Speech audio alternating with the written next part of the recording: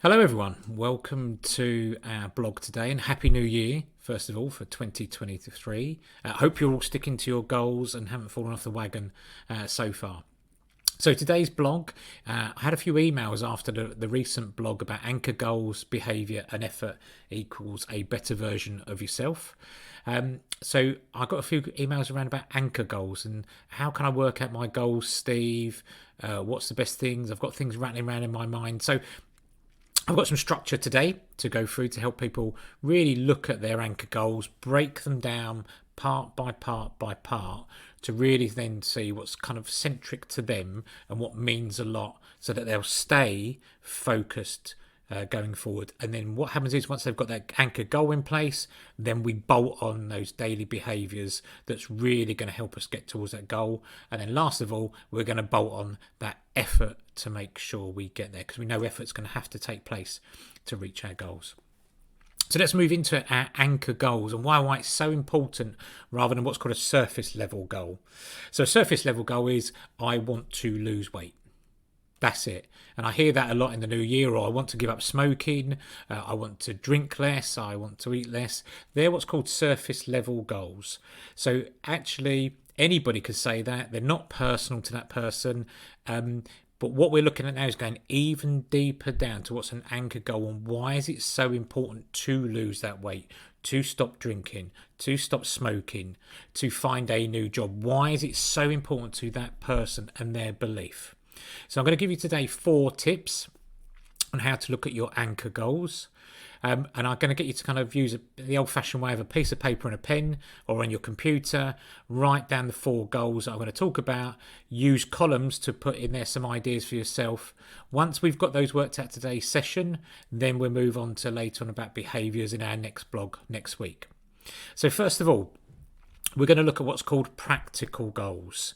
So a practical goal is saying, I would like to lose weight, speak a different language, learn a new skill. But what I'd like you to do then is go, actually, I want to lose weight. We're then going to move it down to why do you want to lose weight? Why is it important to you to lose that weight, stop smoking, etc.? So I heard a really good story recently about one person I spoke to, and this is another colleague, and I asked them why they were drinking these protein shakes. And they said, it's really important to me to keep fit. And I said, that's great, really, really good. And I said, but what's the real reason? And they said to me, it's because I want to live as long as possible to see that my grandchildren grow up and thrive. So the real anchor goal was the grandchildren keeping fit and healthy to see them grow up as long as possible and be part of their lives. That's the anchor goal, the grandchildren, not just I want to be fit and healthy. There was a reason why they wanted to do it. So the second one we're looking at is what's called a having or possession goal. So this could be a new home, a new job, a new pen, a new watch, a new car, anything kind of materialistic that would mean a lot to you. The question would be, why is it important to you? So it could be a new home, and I heard recently again, somebody during the pandemic said, we'd like to get a new home, we'd like to have a garden because we would like to start a family. So the anchor goal was about starting a family. The possession was there about the house or the home and the garden, but it would then allow them to start their family, which is wonderful. So we've got, first of all, practical goals and then having goals. The third goal is what's called a being goal. So being a better quality of person, being calmer, being more positive, being confident. So they're all good words, but what we're going to ask ourselves again is, why is it important to you? So actually, why is it important to be confident? And it could be that it'll help you get that promotion, that in turn will help you buy a bigger home, which in turn could help you start a family, or it could in turn allow you to have a better lifestyle or move away where you'd like to, see the world, etc. So it would open up so many different avenues of that true anchor goal. And then the last one we're looking at is the fourth one, is what's called a decision goal. So that means a decision in the title has to be made. So it could be a change of job. I need to change my job. because I'm not happy where I am, or the culture's not right. I'll need to move on and find a new job. Or it could be, I need to kind of move on my relationship or my work relationships with people, but I need to make a decision by a defined period. Yet again, the question is, why is that important to you?